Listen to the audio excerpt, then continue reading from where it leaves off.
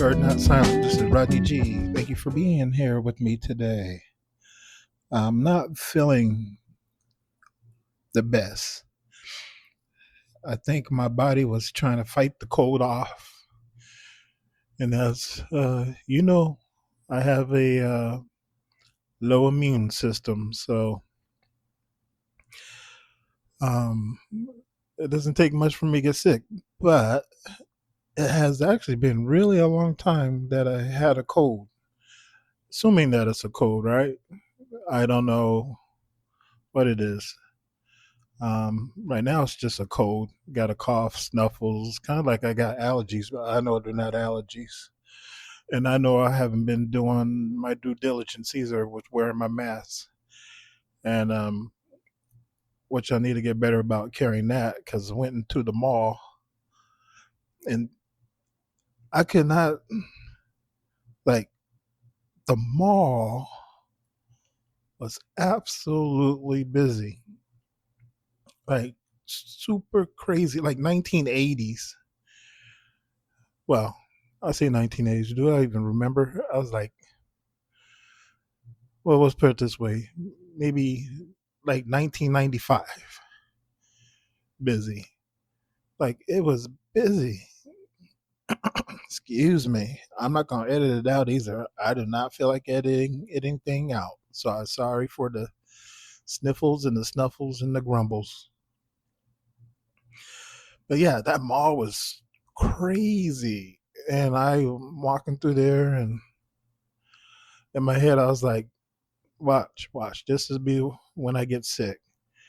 And not to mention the grandkids had another birthday party, right? So I got uh, it was two of the grandkids. They both had November birthdays, so running around Chuck E. Cheese with the little children sniffling, and I just knew this was my time. I just pray it's not a COVID type of situation at this moment, but I don't feel that terrible. I just got the grumbles. I could feel the itchy throat trying to come through. Okay, enough about my ailments. Um, I'm not going to get real detailed. Like I don't even know. I'm not even going to finish the insurance one just because I fought to get on here today. Like everything in my goodwill was telling me not to do it, but I actually had a little guilt, so I was like, well, I could do a little bit. So I'm not going to stay on long. Like I said, I don't feel good, but I do want to. By the time you hear me again, it should be Christmas time. Actually, it should have passed. And I really just want you to have a great Christmas. We finished up Hanukkah here last night. And now I just want you to enjoy your Christmas and be thankful for the things you have and work to get the things that you don't have. And even if those are your wants and not your needs, sometimes we need what we want, you know? It's just so much goes on in this world that sometimes we just need what we want. And if you see some people that maybe are struggling and could find it in yourself to not pass judgment on why they're struggling, some I remember some of the homeless people would be open and honest, as like, I just need a beer. And the honesty is like they may just need that beer to live. So it's a true thing. So if you see someone that maybe could use a little extra, feel free to give them a little extra. At the end of the day, we have all these judgments like, oh, they shouldn't, they don't need this, they don't need that. We got services for them, we got this and that. Yeah, but we don't know. We don't know what's going on, and we're running around like, unless you're just filthy rich, and that doesn't mean that you're not going to hit the rock bottom at some point. So just take that time, even if it's simple as somebody just trying to talk to you, right? And if you're sitting at the bench and they're just telling your story, just take an extra 5 minutes to kind of engage with them. It can mean a lot. Plus, you might find something out about yourself. And on the same lines, like I'm gonna make this, like I said, I'll make this quick, but um, on Saturday, we, like I said, we was coming back from the birthday party, and my wife stopped at Walmart, which I did not want to be in Walmart. I think I was starting to kind of get sick then. So we stopped at Walmart, and I was looking for some packing tape because I'm doing Poshmark, and I needed to get some tape to tape the boxes up, the labels. And I walk, and my wife is like, "There he is," and I'm looking like, I'm like, "Huh?" I'm like, "What? The police here?" She's like, "There he is," and I'm looking around. So there's a gentleman there. He had his two kids like this in this little radio flyer type wagon, and or maybe it was the little car that you get at the store. It was at Walmart, and he was in the fishing supplies, and my wife was like, oh, he was asking me about fishing, and I told him to wait 2 minutes because you was coming, and you could tell him everything about fishing. So I asked him questions, and I asked him about his pole and what was he looking for, and he just really wanted to catch a fish. He took his kids out, really enjoyed it. Now he's found himself enjoying it probably more than he thought. And clean cut guy, right? And I walked him through and like, no, you don't need this bait. He said he was putting sausage on, which I was kind of surprised. I was like, sausage.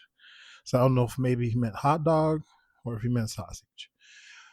And he's never fished before. And so I walked him through the process and got him hooked up with the proper hooks. And I said, no, you don't need these sinkers because those are slip sinkers and you don't need it for what you're doing, because he didn't know what he's doing.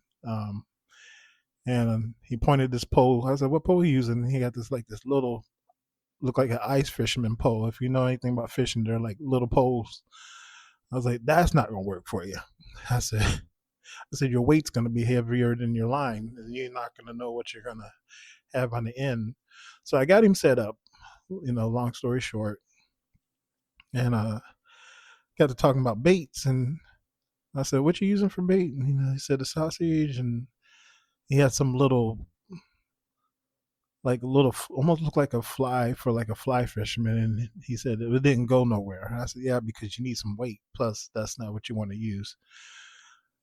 And I was like, well, you could probably use worms. And I knew, I even gave him the heads up, like, now they're alive and they move and they won't bite. And you probably don't want to break them off, and it's kind of dirty.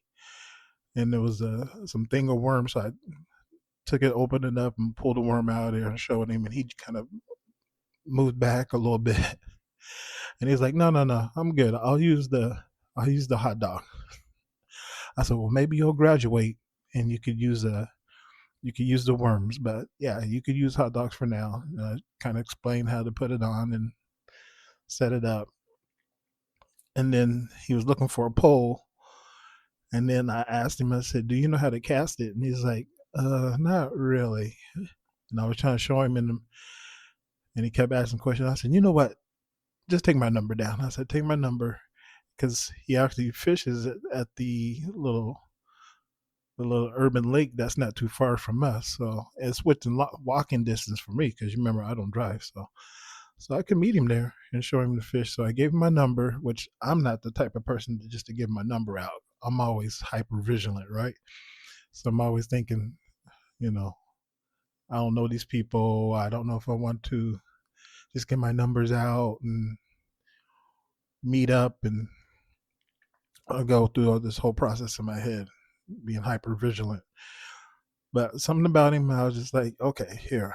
Like, he was really listening. He was really asking questions. So I thought this was a great moment, and I gave it to him. Now, I don't know if he'll use it. He hasn't texted. He said he would text. He hasn't yet. But maybe he will, which then spurred to something else. My wife said, "You lit up. I never seen you light up more than you talking about fishing," she said, "and I think that's something that you should look into. So maybe it's the next endeavor for 2026." That's just a little story, and just was taking that time. Like I went out of my comfort zone, and I know my wife kind of volunteered me to talk about the fishing, but I really got into it, right? And just was at one with this guy, just complete stranger. There's kids in the background. I don't think either of us, and my wife was trying to keep them entertained. It was just one of those moments like humanity, like different race, uh, but none of that mattered at the time. The only thing mattered was trying to figure out how to catch a fish. So whatever you do with that story, maybe in the spirit of Christmas, it's a great story. Have a great Christmas. I hope you're with your friends and your family, at least one or the other, or you're in the house by yourself with your cats or your TV show, your favorite book, whatever you need to make this special for you. Thank you for being with me. It's been amazing to, I don't have 100,000 people, but sometimes it's just having somebody to validate you being on this microphone. Thank you so much. Merry Christmas to you. And I'll talk to you before New Year. Oh, yeah. Guess what? And if you wake up, you have a purpose. Bye.